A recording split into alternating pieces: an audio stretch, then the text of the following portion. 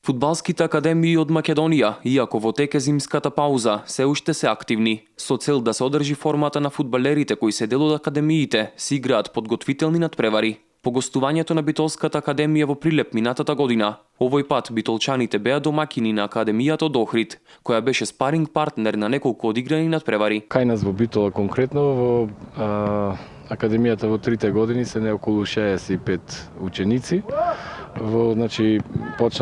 Проектот е почнат уште пред 3 години.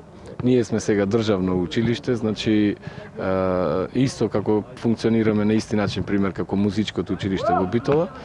И интересот е голем, меѓутоа изборот го вршат други. Фудбалските академии функционираат веќе 3 години, за кои постои голем интерес, а изборот го прават селекторите на фудбалските репрезентации на Македонија. Со отворањето на академиите мислам е еден добар потез на фудбалската федерација, посебно за град Охрид, каде што, како што знаете, и фудбалски клуб нема ни во прва ни во втора лига, а од Охрид остално имал таленти и мислам преку со отворањето на оваа академија има доста талентирани деца и малку не се работи професионално 4 дена во неделата.